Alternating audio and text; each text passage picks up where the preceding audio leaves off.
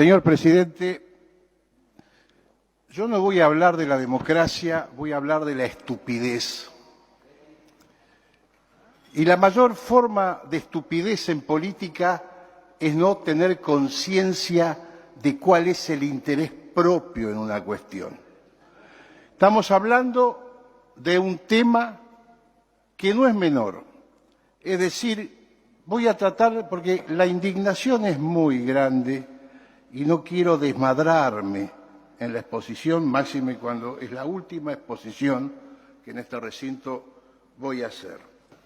Es decir, es un digno fin de un ciclo de política exterior caracterizada por una mezcla de tilinguería que un canciller cuya ineptitud para el cargo ha quedado evidenciada a todas luces, no solo con los últimos actos, les recuerdo a ustedes, haber interpuesto medidas cautelares contra la adjudicación de las áreas licitadas con consentimiento de la Cancillería en el área de influencia de Malvinas, a empresas con intereses radicadas en las Islas Malvinas, a empresas Kelper, asesores ingleses, la política de apertura y renuncia a la defensa irrestricta de soberanía que caracterizó a este gobierno, solo se justifica en la estupidez de no entender cuál es el interés nacional que está en juego.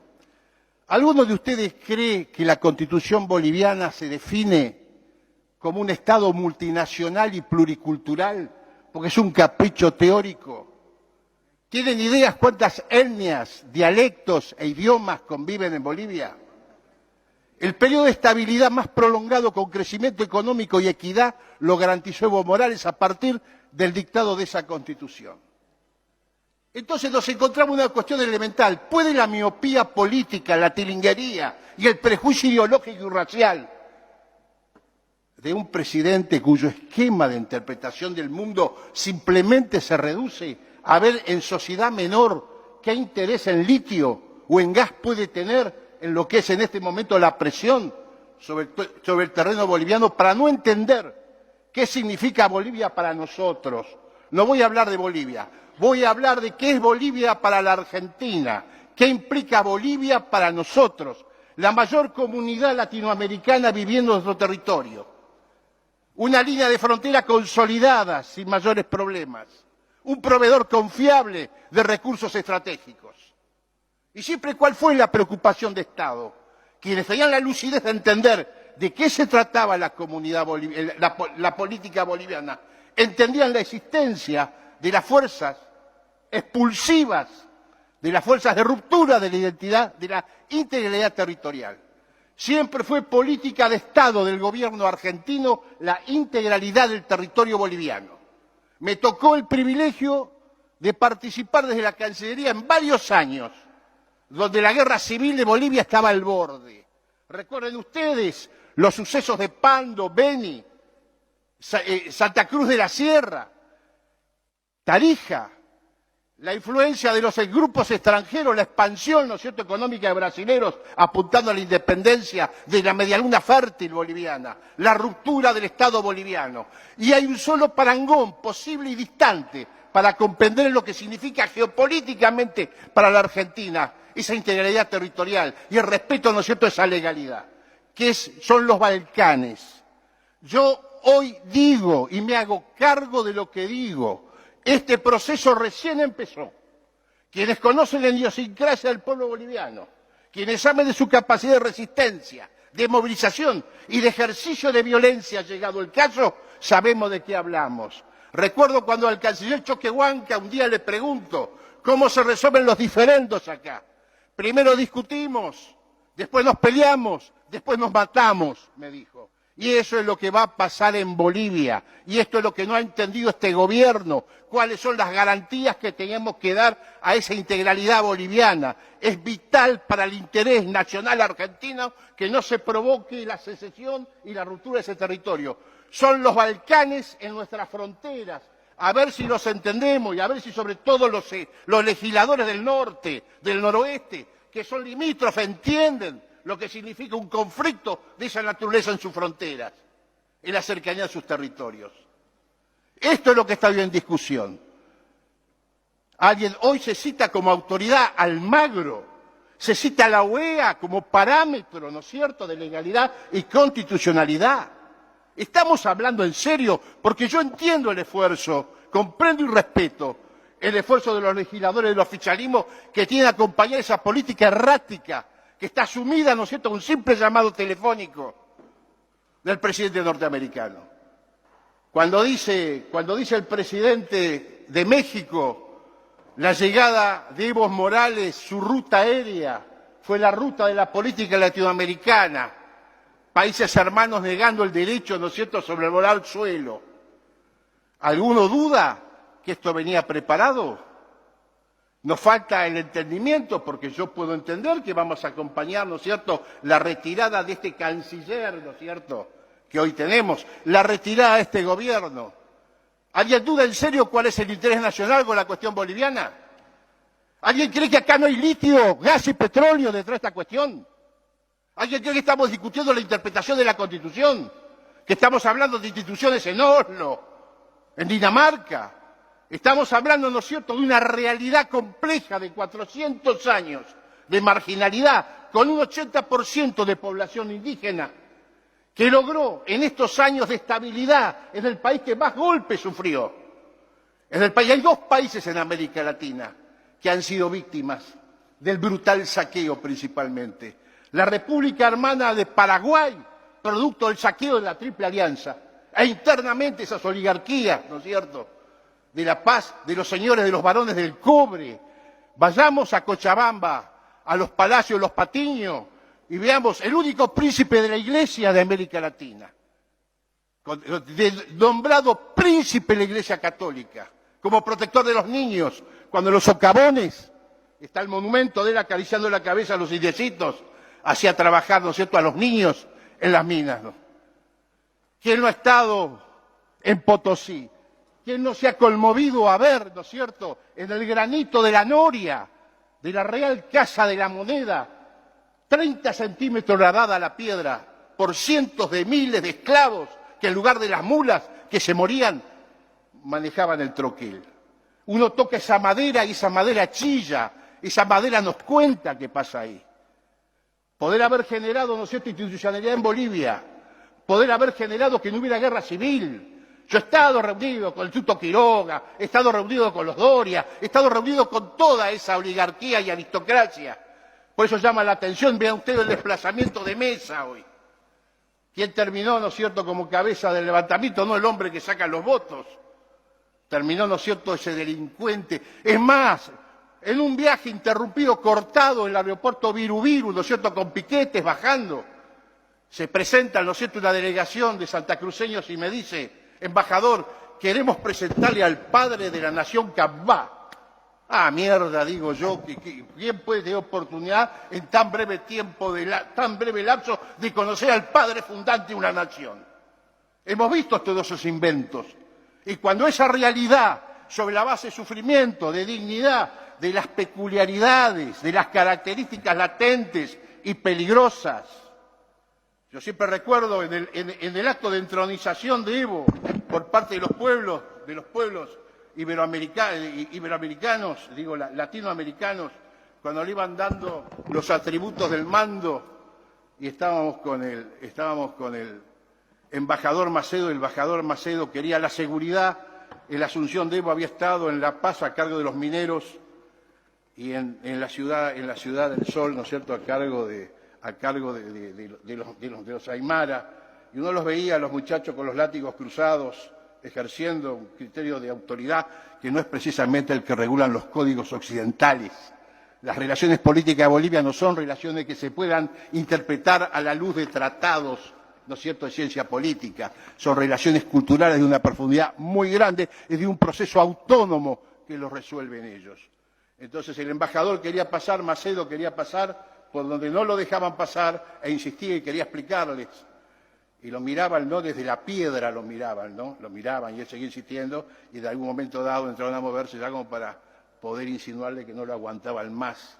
Y yo le dije: embajador, no pudo el Che, corramos no. Entonces seamos muy respetuosos de eso. Separemos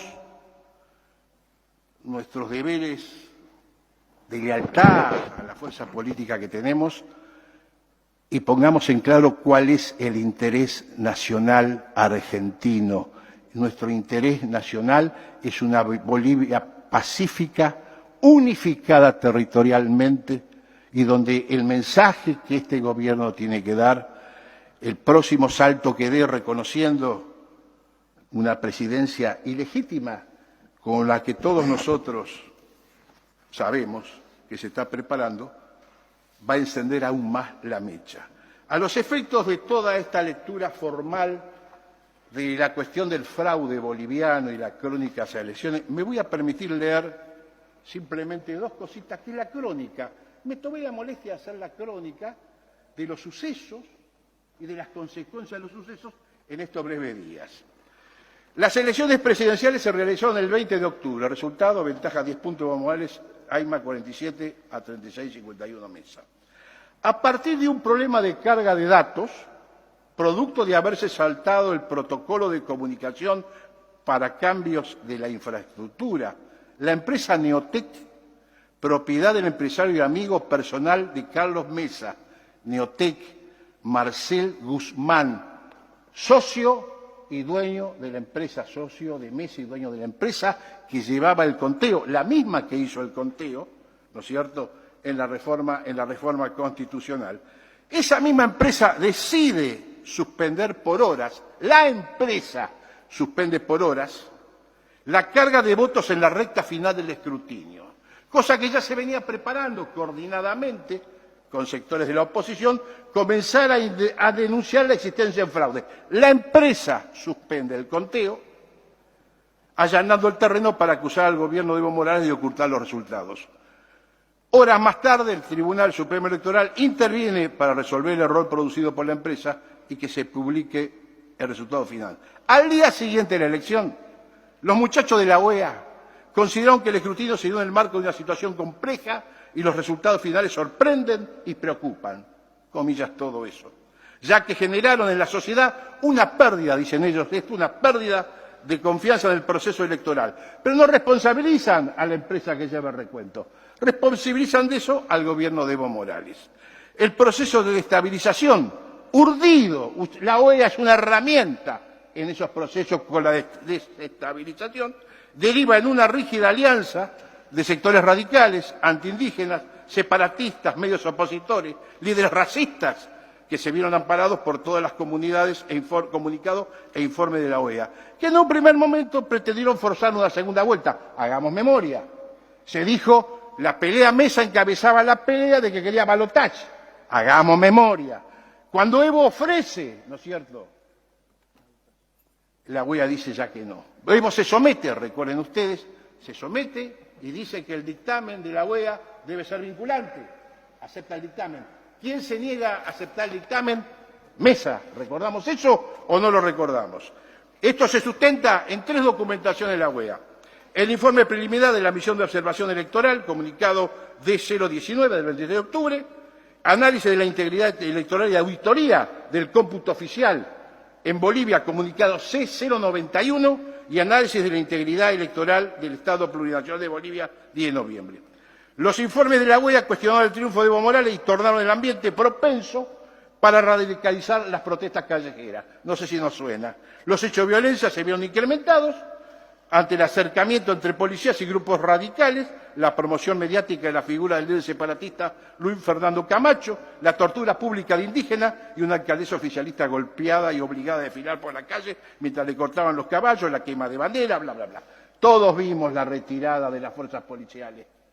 Bien dijo la senadora, con la excusa de la pérdida de un negocio, se acantonan, se amotinan, reciben, no es muy distinto, recuerden ustedes, la caída de Salvador Allende, el ariete de la CIA para derrotar a Salvador Allende fue el sindicato de camioneros, y la caja que lo bancaba al sindicato de camioneros para que interrumpiera permanentemente el suministro de alimentos a la población y crear el malestar, fue financiado eso. La policía se retira, las turbas empoderadas de esta derecha aprovechan, creo que todos hemos visto las filmaciones, no son filmaciones que dicen democracia, dicen indio de mierda, negro. Todos vimos, ¿no es cierto?, el despliegue de esos prejuicios y preconceptos llevados al punto de la violencia extrema, la quema de las huipalas, el ataque de viviendas, etcétera, etcétera. El domingo 10 de noviembre, el broche de oro, la OEA pidió anular los resultados de las elecciones generales, profundizando la violencia y el acercamiento, ¿no es cierto?, de los grupos y los altos mandos. A cada una, ¿no es cierto?, de todas estas decisiones, Morales dio la respuesta política e institucional adecuada. Mesa denuncia fraude y abandona la idea de segunda vuelta. Fue Mesa lo que lo hizo. Evo Morales acepta la auditoría de la OEA sobre la elección, reconoce la auditoría y convoca a los países a participar de esa auditoría. Mesa rechaza además la auditoría. Recuerden ustedes, Mesa pedía segunda vuelta, rechaza segunda vuelta. Pedía auditoría, rechaza auditoría. No hay un solo informe de la OEA que demuestre la existencia de fraude. No existe. Hay datos, ¿no es cierto?, sobre mesas aisladas, con dificultades, con los problemas que en cualquier corte que uno se haga, acá se vive. Entonces, yo creo que acá está el tema central. ¿Es posible que sobre la base de prejuicios raciales, ideológicos, antepongamos los mismos al entendimiento de cuál debe ser la política correcta de la Argentina? ¿Alguien cree que es política? Ande con la mano del corazón. ¿Alguno de los legisladores presentes del oficialismo cree que es una política correcta reconocer a un usurpador al frente hoy del proceso en Bolivia? ¿No entienden que estamos generando un precedente irreversible? Esto solo va a acelerar el proceso de enfrentamiento y no solo debilita la democracia en Bolivia, debilita el conjunto de la democracia. Es sencillo poder darse cuenta cuál es el conjunto de los intereses económicos que se están jugando en esta situación. Litio, gas, petróleo, no es solo Bolivia. Esta es una política abarcativa de la totalidad, ¿no es cierto?, de los recursos naturales, energéticos y mineros de América Latina y en la Argentina. Bolivia entra en ese foco de atención cuando se pone en valor el litio. La Argentina entra en ese foco de atención cuando se pone en valor Vaca Muerta. Es decir, no es desde lo emocional, es desde la vergüenza. Me dio mucha vergüenza, es decir, respeto las diferencias ideológicas, puedo pelearme, pero siempre creí, ¿no es cierto?, que había elementos mínimos de convivencia entre los argentinos, y eso tenía que ver con la dignidad de nuestras posiciones con los países hermanos. Siempre creí, ¿no es cierto?, que un gobierno argentino no podía estar impasible ante lo que pasaba en Bolivia. Esperé un ofrecimiento de asilo, esperé una actitud de condena, nada de eso hubo. Intereses de orden mezquino, pequeñas asociaciones con grupos económicos, creen que van a medrar ventajas en la situación que viene. Y la situación que viene, recuerden ustedes los Balcanes, recuerden la ex Yugoslavia, recuerden Serbia, ex Herzegovina, Croacia, Montenegro, cómo bajo, ¿no es cierto?, una conducción política del mariscal Tito, eso estaba unificado. Tomemos, salvando la distancia, la presencia de Evo Morales como garante de la integralidad y la unidad nacional boliviana, aparece el texto. Y esto, señores, es una cuestión que hace al interés nacional argentino. Deseo, no espero más nada de este gobierno. Honestamente, creo que fue el broche final digno de una política de relaciones exteriores vergonzosa, de un canciller, ¿no es cierto?, que ni siquiera la lucidez de disimular tiene, que da vergüenza como argentino tener un canciller de esas características, de un presidente que no entiende nada de esto. Entonces, no espero nada, simplemente quiero que el próximo gobierno que asuma tenga, ¿no es cierto?, la decisión pronta y rápida de acudir con las definiciones precisas y claras en salvaguarda, ya no de Bolivia, en salvaguarda del interés nacional argentino. Esto no es la democracia, esto no es la interpretación de las constituciones, esto son la puja de intereses en nuestra frontera que nos van a traer grandes y dolorosos momentos en nuestra historia a venir. Gracias.